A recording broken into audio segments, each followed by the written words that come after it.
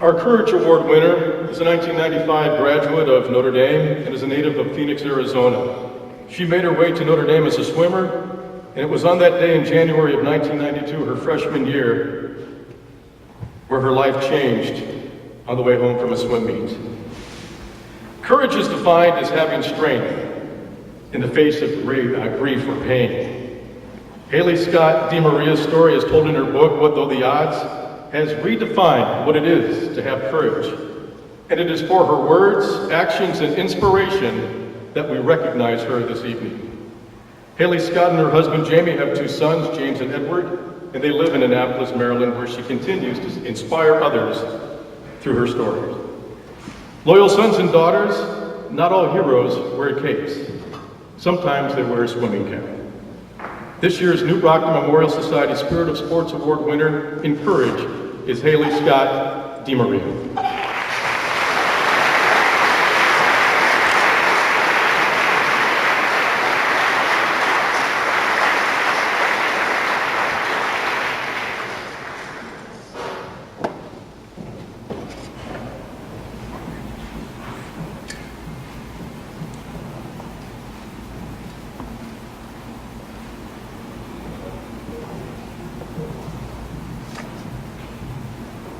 Thank you very much. It's certainly to the Society, it's a real honor and a privilege to be here tonight to share this evening with some special people and to be part of the honorees who are being recognized tonight. When I landed in Midway earlier today, I received a text message from a friend of mine who said, congratulations. And then she said, it's too bad none of your family can be there with you.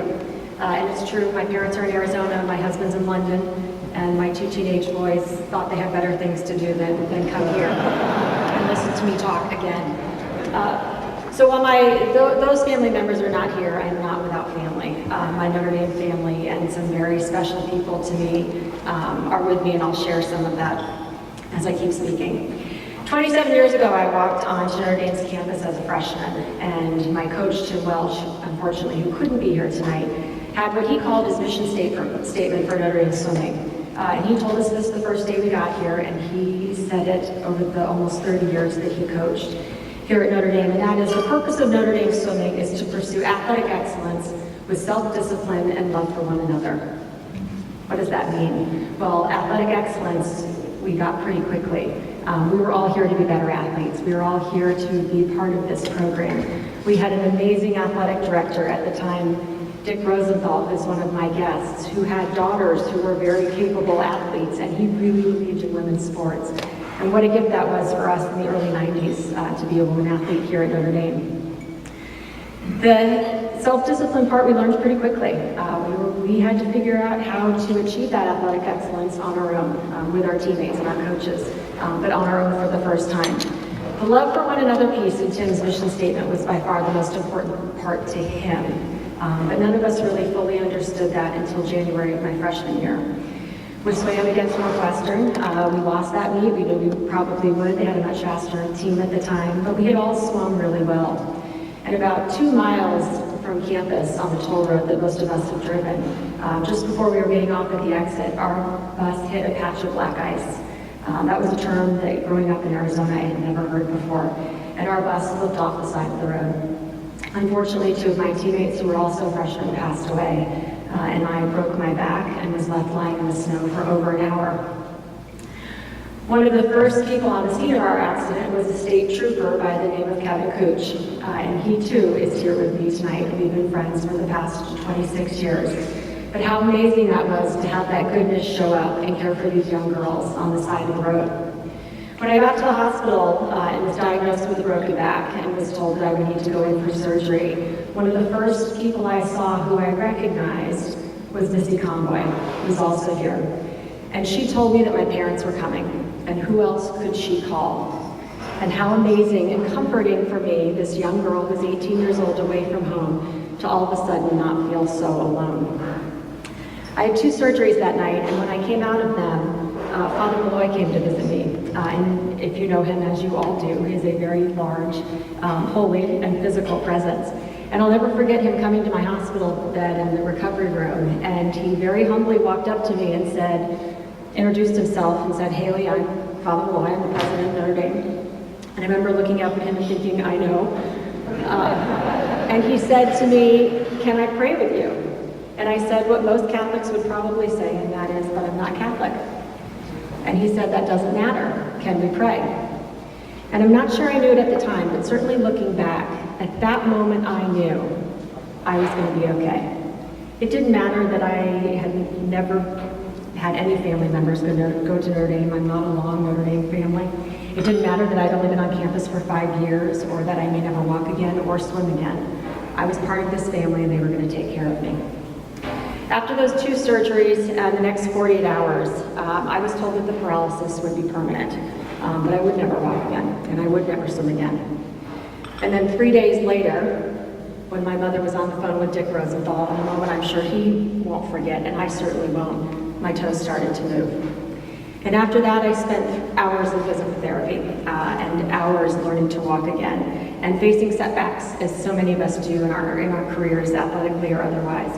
My spine recollapsed, the rods broke, I suffered heart failure, my lungs collapsed, I had 3 additional surgeries, but eventually I would walk again, and I would swim again for Notre Dame. And in what we always call the Hollywood ending, that first race back, I won. And I really thought that was it. I really thought my story was over. I was walking, I was swimming again, I was doing it in honor of my 2 teammates who had passed away. But thankfully, Notre Dame is the gift that keeps on giving. And while I had met some really amazing people during my time here at Notre Dame, the story wasn't over. It's actually more of a journey that's always ongoing. And in the years since I graduated, in particular through the Monogram Club, I've met people like Dick Nussbaum, who's also here with me tonight, who have helped and guided me to learn to share my story in meaningful and thoughtful ways, and have also helped me to learn the greatest gift that this has given me, and that is the gift of my faith. As an Arizona girl and an American and a resident of Annapolis, I watched very closely last week the funeral of John McCain. And during that time, you heard the word courage a lot. And one definition that stuck with me is that courage is not living a life without fear. It's learning to overcome your fears to carry on. I certainly have not lived a life without fear. There was the fear of not walking again, the fear of not swimming again, the fear of loss, the fear of death, the fear of the loss of my teammates. And all along, the Notre Dame family and the Notre Dame community and South Bend, people like Dick and Kevin and Missy and Tim have given me the strength and the faith and believed in me along this courageous journey. I just want to close real quick with one of my favorite journal entries. When I was in the hospital and afterwards, I did a lot of journaling. And one of my favorite passages comes from September of 1992. And in it, it reads, "It's been 8 months since our bus accident, and I can't believe how many people still care." And I could say the same thing today. It's been 26 years since our bus accident, and I can't believe how many people still care. That's amazing. That's this community that we have. And that is the strength that I've received that has given me the courage to overcome my fears on this journey. Thank you very much.